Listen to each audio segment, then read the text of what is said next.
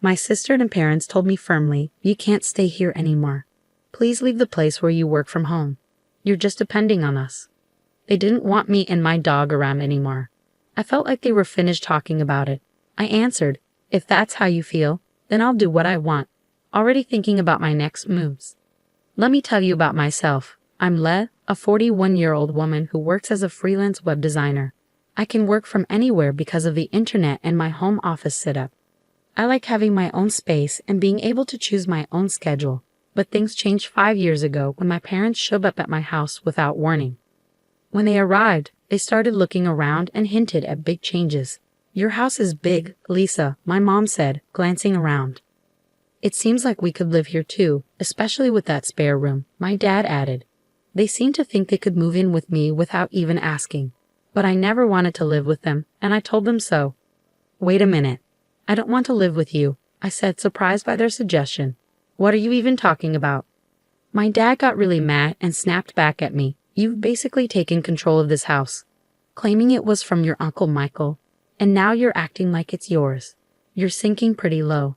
I tried to explain the truth, saying, "I didn't just take it. I talked to Uncle Michael, and he agreed to give it to me." But my parents were already set on moving in. They said, "Our old house is falling apart, and we can't stay there anymore." Since my mom didn't work and my dad's job didn't pay enough for big repairs, they felt like they had no choice but to move into the house Uncle Michael left me. I felt stuck because I didn't want to leave my parents with nowhere to go, so I reluctantly let them move in. But once they were settled, they started making snarky comments. They teased me saying, "Hey, Lisa, you're in your 40s now. When are you going to settle down?" They always brought up my single status. I'd tell them I love my job and I'm happy with my life. But they and others kept worrying about my love life, thinking I should do what my sister did and get married.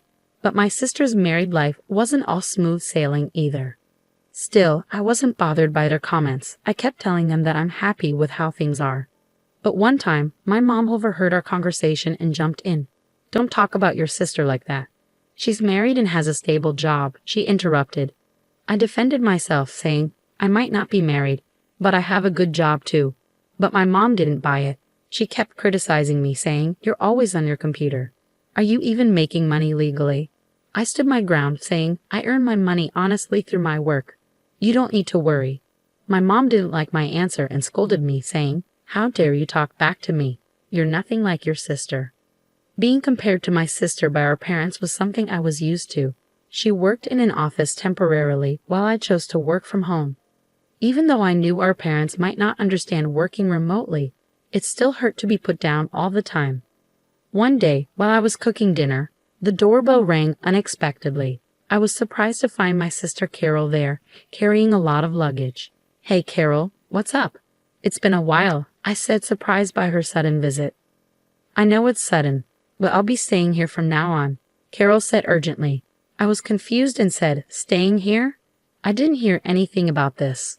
Carol explained, "Didn't Mom and Dad tell you? I got divorced, so I'll be staying with you now." Even though I was shocked at first, I tried to be welcoming and didn't show my surprise. Carol went upstairs and claimed an empty room as hers. My parents supported her, and I couldn't say anything against it. After that, my stress levels went up. Carol, since her divorce, had quit her job and spent her time gossiping about me with our mom. "Mom, do you like this dress?" Carol would ask, showing off something she bought. "Oh, it's lovely, Carol. You look so pretty," Mom would say. Then Carol would turn to me and say, "What do you think? It's not something Lisa would wear, right?" They kept watching me closely and saying mean things, but I chose not to let it bother me. Even though I wanted to snap back at them, I didn't. I realized that if I reacted to their mean words, it would only make things worse. So I stayed strong and didn't let their teasing get to me. One day, I decided to focus on my own happiness no matter what others said. Then something amazing happened. My close friend got 4 cute puppies. This changed everything for me. When I saw those adorable pups, I instantly fell in love. I thought carefully and decided to adopt a tiny black Chihuahua from the litter. I named him Charlie. Charlie was full of energy and mischief, with big, shiny eyes and a tail that wagged like crazy whenever he saw me. I had always wanted a Chihuahua, and having Charlie with me brought so much joy, especially since I often worked from home.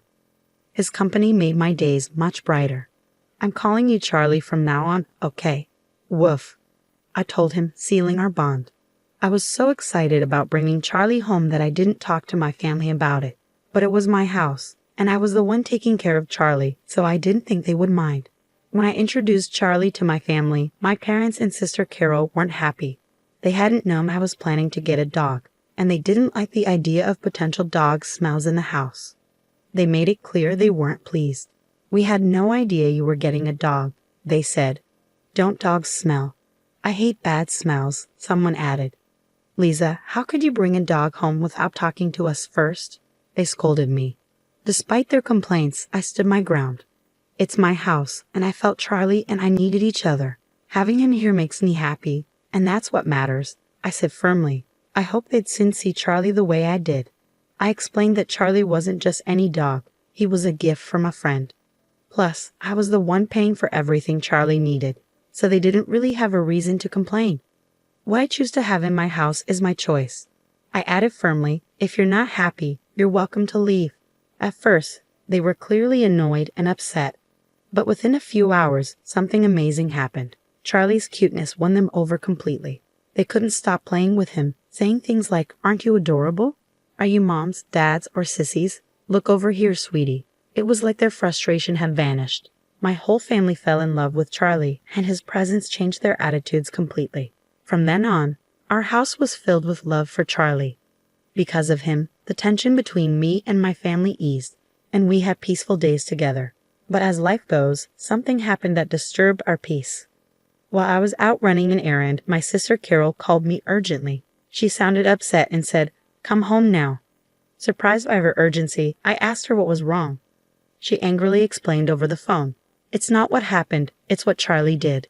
He peed on my clothes. What if they smell? I tried to reassure her, saying just wash them quickly and they'll be fine. Plus, isn't it your fault for leaving your clothes on the floor? Carol shot back, what? It's my fault. It's your lack of training that's the problem. I sighed, realizing it was a small issue. Calm down, Carol. Charlie is still a puppy. If you take him for a walk, he won't go in the house. Weren't you planning to walk him today? Did you actually do it?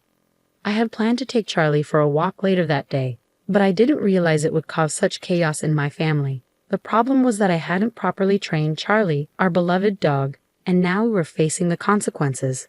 When I got home, I could feel the tension in the air. My sister Carol was clearly angry and immediately confronted me. She had already told our parents about what happened, and they were also looking at me with disapproval as Carol's clothes lay on the floor, stained. Carol, upset, threw the dirty clothes at me. You're paying for the cleaning, she said angrily. Why should I pay? I argued. You didn't take him for a walk and left your clothes all over the floor. My parents quickly joined in, urging me to take responsibility. Lisa, shouldn't you apologize to Carol? They suggested. This mess happened because of Charlie. As they continued blaming me, I couldn't help but defend Charlie. Can't we cut Charlie some slack? Puppies make mistakes, just like babies, I argued. But my family was set on blaming both me and Charlie. This is all because of that dumb dog, my sister snapped again. Lisa, you're lucky you didn't get married. You probably couldn't even raise a kid properly. Her words stung, and I grew frustrated. How can you say that? I protested. If you had taken him for walks and kept the house clean, none of this would have happened. My sister had had enough. She pointed at me and said, I'm done with this. Things had gone from a simple pet accident to personal attacks, showing there were bigger issues within our family. Despite the tension, I knew it was important to stay calm and talk things through, focusing on training Charlie and improving communication within our family. Her words hit me hard. What? I said, shocked. Did you really just say that? I'm standing my ground, my sister said firmly. We don't need someone like you here, wrecking our home, she continued, her words cutting deep, especially since she knew I didn't have a job at the moment. I was stunned. Didn't they realize I was the one paying the bills? As I stood there, shocked by my sister's hurtful words, even my parents sided with her. You should leave, Lisa. Your presence only makes things worse, they said, echoing her sentiments. I couldn't take it anymore. You're all bringing bad luck. Just go, we all shouted together, the tension thick in the air. That's it. I've had enough, I finally said. If this is how it's going to be, fine. With that, I took charge. I quickly packed my things and left the house with Charlie wrapped in a towel. Revenge crossed my mind, but I knew this wasn't the end. A few days later, as I expected, my sister called me in a panic. Lisa, help. What's going on with the house? She asked, sounding anxious. Intrigued by this new development in our family drama, I asked, what happened? Why do we have to leave all of a sudden? We've been told to leave by the end of this month, she said, sounding stressed. It hit me hard, and I couldn't help but wonder if this was a lesson for my family about being more compassionate and understanding. Why do we have to leave all of a sudden? Carol asked, her voice shaking with confusion. I've decided to sell the house, I told her firmly. Carol froze, clearly shocked.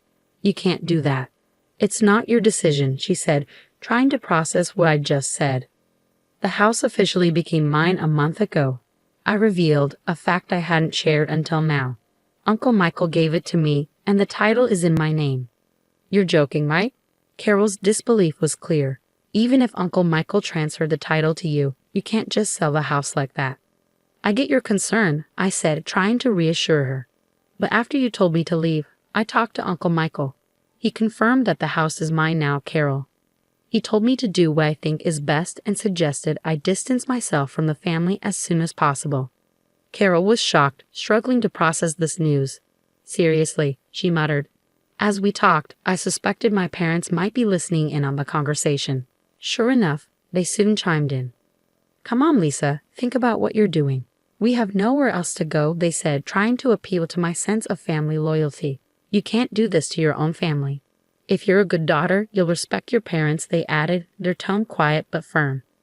Respect? What are you even talking about? You've always favored Carol over me. And who do you think has been supporting you for the past few years? You had nowhere else to go, so I reluctantly let you stay with me. I fired back, my frustration boiling over. My parents were stunned into silence by my strong response. Without waiting for them to say anything, I thought about what my decision meant, ready to set the boundaries that were long overdue. Who treated me and Charlie like unwanted guests and kicked us out. You did, didn't you? Trying to kick out the original resident is shameless. My father's voice filled with desperation, he said, Please, Lisa, help us. We're sorry. But I had had enough. I don't care.